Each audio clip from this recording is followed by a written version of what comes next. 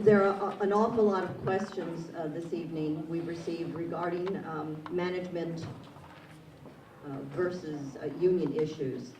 Could you please clarify what the problem is for the audience?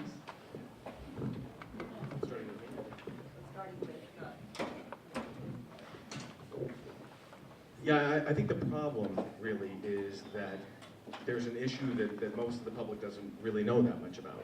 And that is that Dan likes to say he has the support of all the office, and he has unanimous support of all the office, and that he talks about certain police associations that have endorsed him. What he doesn't tell you is that there are not 23 attorneys in the office, there are 34 if you count the elected, right? The folks that have endorsed him are the Government Attorneys Union, and the fact of the matter is that the Government Attorneys Union has been in a 4-year lawsuit with the county that has cost the taxpayers more than $500,000, and that is a solidifying force. And it wouldn't be such a force if it didn't play out beyond even those folks. But you know, you read the first couple of newspaper ads, the first person speaking out for Dan is the union president, Andy Cadena, sitting right here, front row. And when he goes to talk to police associations, he's not talking to police departments. He's talking to associations. And he takes Mr. Cadena with him, and they talk association to association. And essentially, they've created a union issue. Now, it's not a labor issue, because the deputy district attorneys are not labor, they're management, but their bargaining unit is in an ongoing lawsuit with the county. And I specifically addressed them and told them I would not help them in their position. It's my understanding that Mr. Dow is prepared to advocate for them. I addressed them about that issue, and it's something that has been inserted into this because of the fact that there is solidarity with those folks in that union, but not the other members of the office.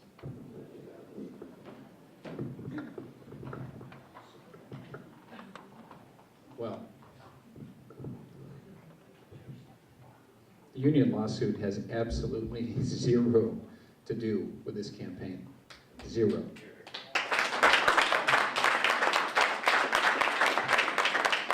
And I will tell you, some of the choices that I told you about before, the differences between the candidates, I think are starting to become clear. We have men and women in our office in every division that are working very hard for our community. Our victim advocates, they're in a union. Our secretarial or clerical staff, they're in a union. If you work for the county, you're a member of a bargaining unit. It has nothing to do with labor versus management. In fact, I'd like to just stop all this bashing the hard workers that are working. Stop bashing the union folks. What we have here is a recognition of leadership qualities and ability to work with other people. Not just say something to get elected or say that there's a problem that isn't really there.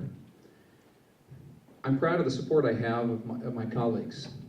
And the reason I have that is because they trust me. They trust me to be their leader. They trust me to care about them and to work hard to make sure that we have a great office for them to work in, to be a part of. They care very deeply about our community. And having their support is critical. I don't know how you come in and lead an office if the people that are there don't want to be led by you. The police associations that are supporting me, they're supporting me because I work with them day in and day out. Arroyo Grande, Atascadero, Morro Bay, Paso Robles, and the Deputy Sheriff's Association. They know me, they know my work ethic, they know I work hard, I'm a tough prosecutor, and they know they can bring to me ideas. They can bring to me cases, and I'm not afraid of listening to them and working with them on any kind of an issue that they bring to me. And so I've earned their confidence and their trust, so I can lead day one in this very important position. Thank you. And again, I just would like to remind the audience to please try to restrain your desire to applaud because we have so many questions here tonight. So thank you. Well, gentlemen, this next one is something I'm sure you will both enjoy responding to, and it will certainly help the voters. What is the district attorney? What does he do? Could you please explain to the voters what the job is all about? And we'll start. I'm sorry. Oh, Tim, you get to answer first. The district attorney is a very, very important role in the county. The district attorney is essentially setting policy and standard for law enforcement and public safety in the community, deciding what cases are going to be prosecuted, what standards are going to be used in those prosecutions, what gets filed and what doesn't, out of those 18,000 or so criminal cases that come every year. The district attorney acts as a facilitator between local law enforcement and the courts, between local law enforcement and the Attorney General's office. The district attorney has to run an office, the largest law office in the county and one of the largest law enforcement offices in the county. The district attorney is an administrator, a policymaker, and is someone who is there to make sure that the public is safe at all times. That's why 21 years of having done everything there is important. It's not theory.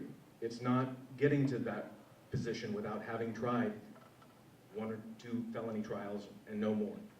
It's about knowing how everything works, how the court works. It's being the liaison to the grand jury, being the liaison to the courts, setting the policies for each of our law enforcement agencies. Those are all things I've been doing for the last 6 years, working with probation, working with behavioral health and the mental health department, working with the sheriff's department.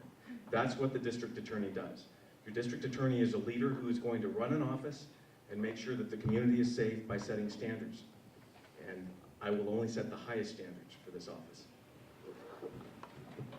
And thank you for that question. A lot of folks, as I'm out talking with different groups, really don't know. In fact, in some audiences, one person said, I didn't even know we had a DA in our county.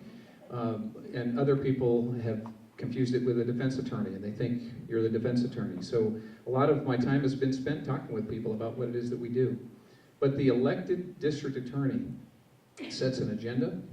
He builds relationships in the community. It's a leadership position. I've said that a number of times tonight. But the reason why it's critical is that we're not electing someone who has the most trial experience, who's handled the biggest cases, the ones that have the most lights and camera and newspaper articles about them.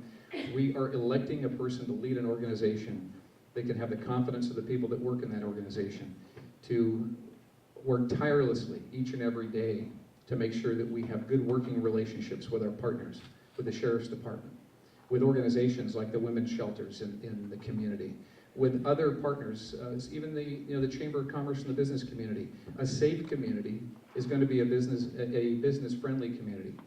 Our community can have a better economic climate if we work on these tough issues of public safety. And so the position of district attorney is really an ambassador to the community from the law enforcement community.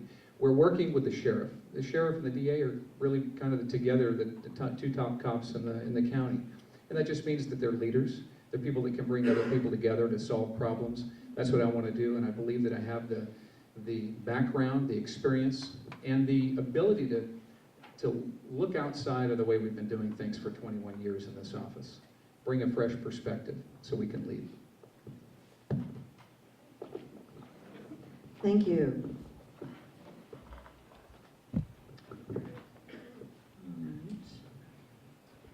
Dan, I'd like to start this next question with you.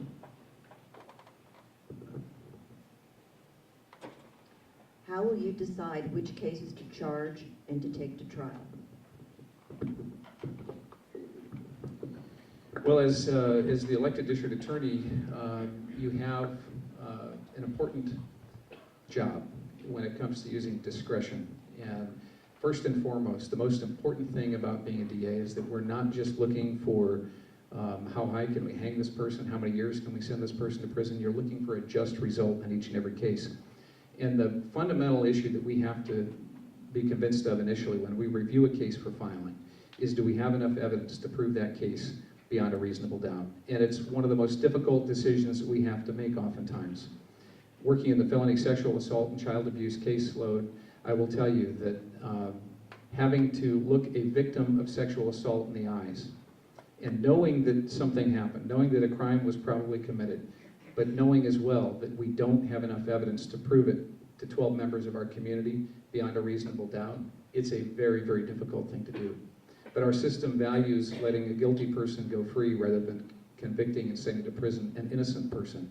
And so it's absolutely critical that we never, ever get ahead of ourselves and quickly press charges. We've seen what happens around the country. There was the Duke lacrosse case back in the East Coast where a DA got involved in a political campaign, and while that was going, he decided to go forward on these cases, and the charge was they even withheld some exculpatory evidence. It's absolutely critical that we never do that, that we make decisions based on the evidence that we have and the facts, and only file a case when we're convinced beyond a reasonable doubt that we can prove it, that we have enough evidence to prove it to that standard to a jury.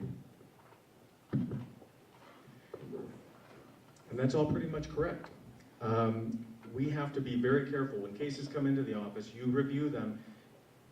Our ethical obligation is not to file a case unless we believe we can prove that case. And that means it means more than thinking the person did it. The district attorney can actually believe that somebody committed the crime. But when we weigh the evidence, if that evidence does not rise to the level that we think we can prove it to a jury of 12 people, we're not permitted to file that case. And that's why Dan's right. You have to look very, very carefully at a case. And you don't file those serious charges, ever, particularly in serious charges, unless you have enough evidence to prove it. Correspondingly, when you settle a case, there better be something in that case that changes the circumstance radically, because we strive to be careful when we file cases. We always strive to be careful. So before you start entering negotiated pleas, that's what we like to call plea bargains. Before you enter a negotiated plea, you have to have something that will give you cause to do that. And we have to be very careful. We have to watch every case. And we have to always keep in mind justice, and nothing but justice. Thank you. The next question will start again, Dan, with you. What is the first thing you would change at the district attorney's office should you become the district attorney? It won't be the curtains. The first thing that I'll change is the kind of the approachability of the office. I think my personality is going to be very different than the current district attorney. Mr. Shea's done a fine job protecting our community. He's worked very hard for the last 37 years, and I'm proud of the work that he's done. I want to thank him for having hired me, even initially as a law clerk, to come here and get my start while I was still in law school. And he's done a lot of great work, but we're different people. And you're going to see that my style is going to be a lot more open, a lot more approachable, and I'm going to be working more to build relationships with not just law enforcement agencies that we currently have relationships with, but community members as well. I'll be approachable to members of the community that have concerns. One of the things I'm going to do is go out into the communities and talk about issues that are concerning them. We'll do some town hall meetings, hopefully along with the law enforcement agencies, and find out what they believe is the most important type of case going on in their community. In the north, I tell you, in Paso Robles, I'm hearing from a lot of people it's gangs. And from a lot of the folks in some of the areas where we have a higher density of retirement people in retirement, they're telling me that there's a lot of fraud and cybercrime going on, and they want to have more effort put into those. So I'm going to be listening to the community and making sure that we're addressing the needs that they have. And so I think you're going to find that's going to be a very stark difference between myself and the way that things have been done. And I think a lot of that is because of the generational shift. You know, Sheriff Parkinson brought a new energy